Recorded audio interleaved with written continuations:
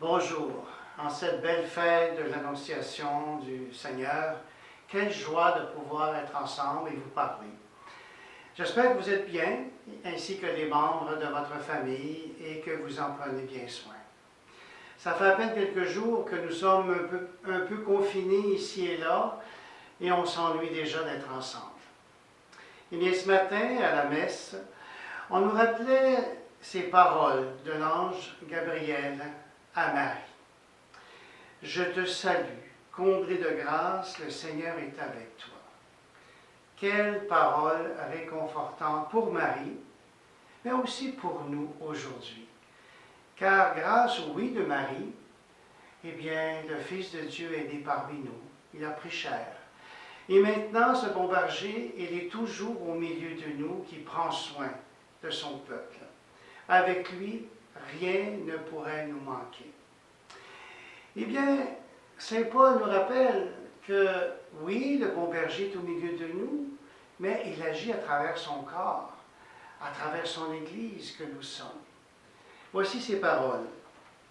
Les membres du corps du Christ ont tous le souci les uns des autres. Si un seul membre souffre, tous les membres partagent sa souffrance. Si un membre est à l'honneur, tous partagent sa joie. Or, vous êtes corps du Christ, et chacun pour votre part, vous êtes membre de ce corps. Oui, l'Église est un corps, l'Église est une famille. Et comme un père et une mère, l'Église n'abandonne jamais ses enfants. Elle est toujours au service de ses enfants, en particulier lorsqu'on n'a plus besoin d'elle. Eh bien, nous sommes au service de nos enfants. Nous sommes au service de chacune d'entre vous. Vous pouvez compter sur nous. Jamais l'Église ne va vous abandonner. En particulier les plus pauvres, les plus démunis, ceux qui se sentent seuls, ceux qui sont malades, ceux qui vivent des deuils, ceux qui ont besoin d'être rassurés, ceux qui ont soif de vie spirituelle. Oui, l'Église est là pour vous. Et je demande en particulier à tous les prêtres de paroisse, à tout le personnel laïque des bureaux, que ce soit dans chacune des paroisses ou à l'évêché, et moi-même, d'être de plus en plus à l'écoute de vos besoins et d'être, comme le Christ nous l'a demandé, à votre service.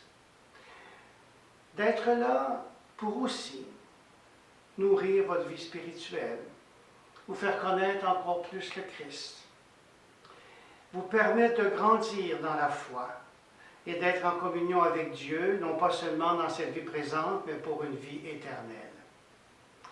Eh bien, dans les moments que l'on vit actuellement, je me rappelle des hospitalières de Saint-Joseph. On a fêté, il n'y a pas si longtemps, 150 ans de leur venue parmi nous.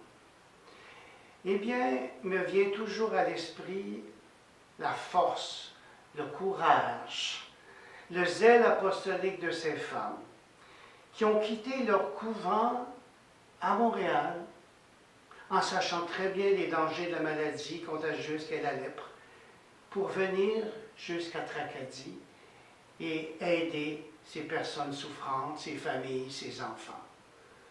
Eh bien, ces femmes devraient être pour nous des témoins de foi et nous aider aussi, avec la même force et le même courage et la même foi, à surmonter nos épreuves. Eh bien, en s'inspirant de ces femmes, d'une multitude de saints, de saintes de l'Église, et avec l'aide de Marie, notre Mère, mettons toute notre confiance en Dieu et continuons la mission qu'il nous a confiée. Pour ma part, je vais continuer de célébrer la messe à la radio à partir de l'église de Caraquette, soit par CKLE, Péninsule 94,1 FM, tous les dimanches matins. Et pour ce qui est des célébrations de la Semaine Sainte, bien, vous vous doutez bien qu'on va les vivre différemment. Alors bientôt, vous aurez des directives à cet effet. Eh bien, je continue de prier pour vous, d'être en communion avec vous. Que le Seigneur vous bénisse et vous garde. Unissons-nous aujourd'hui au Pape François et à tous nos frères et sœurs dans la foi, qui récitent avec lui le Notre Père. Notre Père, qui es aux cieux, que ton nom soit sanctifié, que ton règne vienne, que ta volonté soit faite sur la terre comme au ciel. Donne-nous aujourd'hui notre pain de ce jour. Pardonne-nous nos offenses, comme nous pardonnons aussi à ceux qui nous ont offensés. Et ne nous laisse pas entrer en tentation, mais délivre-nous du mal. Amen.